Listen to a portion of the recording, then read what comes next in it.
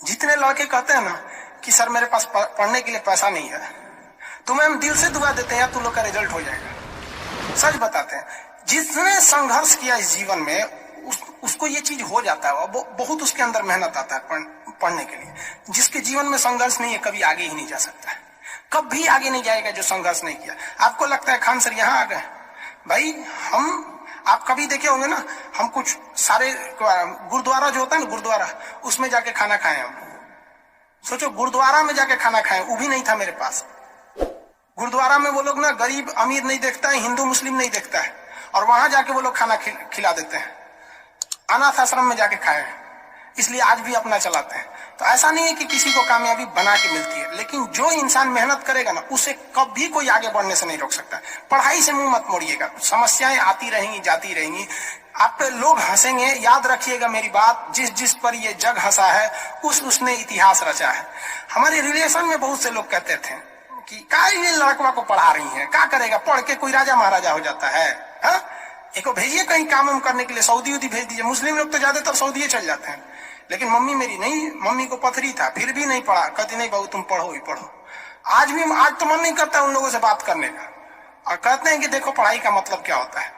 तो इसलिए हम आपको भी कहते हैं थोड़ी तकलीफ होगी बाबू, आप गरीब घर के होंगे, मेहनती घर के होंगे, थोड़ी तकलीफ होगी, शायद घर से पैसे कम आते होंगे, लॉकडाउन में और कम आते होंगे, तो आप घबराइएगा नहीं बाबू। इससे लॉकडाउन में यदि आपको तकलीफ बढ़ी है तो आप मेरी बात मानिए, आप खुश हो जाइए, बहुत ज्यादा खुश।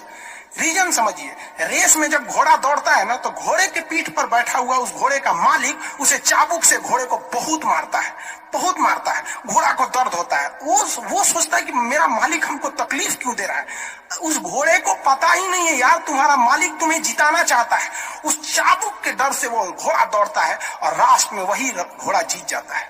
तो याद रखिएगा, आपका मालिक ऊपर वाला है। अगर वो आपको बहुत तकलीफ दे रहा है ना तो आप उस तकलीफ से घबराइए मत, बल्कि खुश हो जाइए कि आपका मालिक आपको जिताना चाह रहा है। जिस घोड़े को चाबुक नहीं पड़ेगा वो कभी रेस नहीं जीत सकता है। तो जिस इंसान को कभी तकलीफ नहीं देगा भगवान, वो कभी आगे नहीं जा सकता है। वो पत्थर कभी नहीं पूजा जाएगा जिसे छीनी हथौड़ी से तराश कर एक मूर्त की मूर्ति न दी जाएगी यहाँ पर। तो आपके जीवन में अगर तकलीफ नहीं आती है तो आप आगे नहीं बढ़ेंगे। और जिन्हें तकलीफ आती है, गरीबी आती है, समस्याएं देखने को मिलती है, पड़ोसी हंसता है, याद रखिएगा एक दिन वही लोग आपका नाम इज्जत से लेंगे वहां पर। और फिर आप उन लोगों से, खैर आप माफ कर दीजिएगा, सबको माफ कर दीजिएगा, ये बहुत बड़ा अपने आप में बल है। सबसे बड़ा बल नाभिकीय बल होता है, सबसे बड़ा बल, और सबसे कमजोर बल गुरुत्वीय बल होता है। लेकिन हमारे हिसाब से सबसे बड़ा बल होता है कि जब आप गुनाह न किए हो और आपको सजा दिया जा रहा हो और फिर आप उसे माफ कर दें। कोई आपसे बिना वजह खफा हो जाए और आप उसे माफ कर दे, ये भाई साहब दुनिया का सबसे बड़ा बल है। ये सबके पास नहीं होता है।